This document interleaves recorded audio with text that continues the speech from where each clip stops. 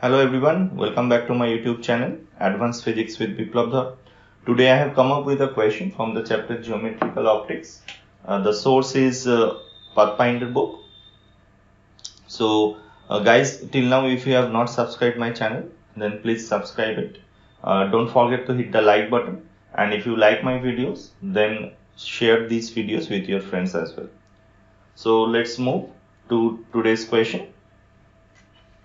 It says that a laser beam propagates through a spherically symmetric medium surrounding a metal sphere of radius 10 cm. Refractive index of the medium varies with a distance small r from the center O of the sphere. According to the law, mu r is directly proportional to small r, where small r is less than infinity, but it is much greater than capital R. Now the laser beam makes an angle 30 degree with the radial line at a point P, which is r0 equal to 50 root 2 centimeter away from the point O. What minimum distance from surface of the sphere can the beam reach? So this is a question on variable refractive index. You have solved different questions of variable refractive index, but those questions, the refractive indices varies along a particular direction, x-axis or y-axis, but here the variation of refractive index is along a radial direction.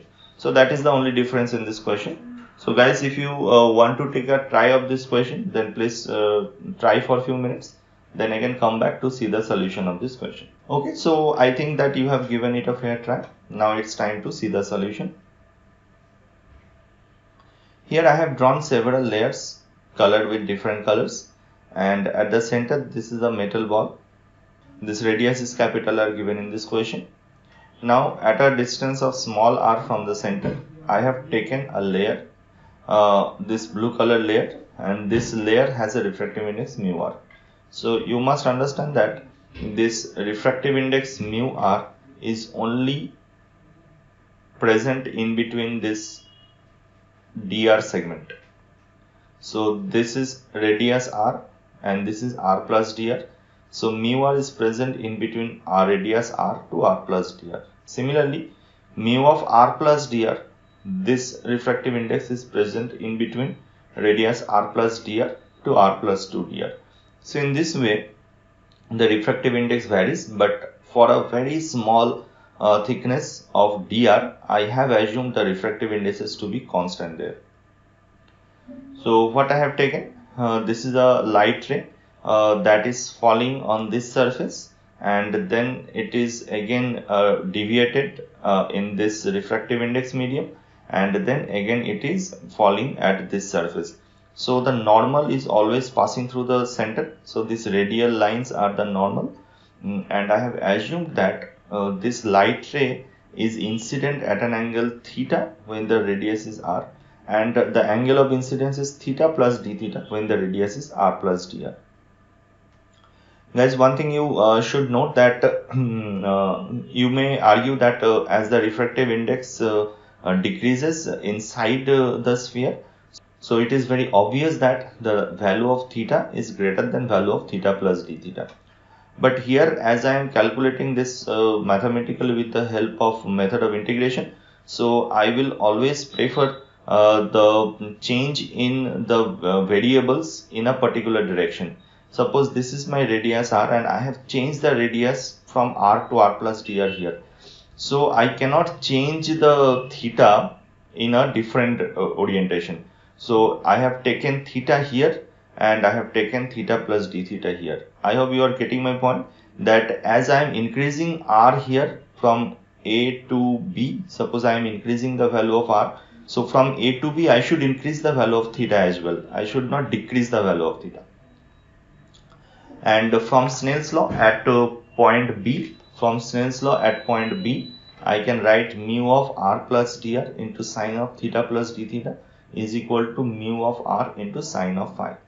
Now I don't want this relation with phi, but I want a relation of theta plus d theta and theta. So I have a nice triangle ABC here where I can use a sine rule and find the relation of theta and phi. So applying sine rule in the triangle ABC, I can write that r divided by Sine phi is equals to r plus dr divided by sine of phi minus theta. This entire angle is phi minus theta. And of course sine of pi minus theta is sine theta only, so I can rewrite this expression as sine phi is equals to r by r plus dr into sine theta. Now I can just substitute this sine phi here in the equation 1 from the expression 2, and I will get this equation mu of r plus dr into sine of theta plus d theta equals to mu of r into r by r plus dr into sine theta. I hope you have understood up to this much that what I have done. It's a simple calculation by Snell's law and application of the sine rule. Let's move to the next slide.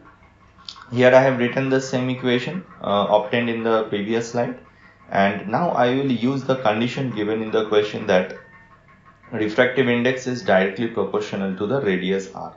So I can say that mu at r is equals to k into r, where k is any arbitrary constant that we can assume, and mu of r plus dr is of course k into r plus dr. So this is multiplication of k into r plus dr, and this is k into r. Now I will substitute these values here in this equation, and I will get k into r plus dr square into sine theta plus d theta equal to kr square sine theta.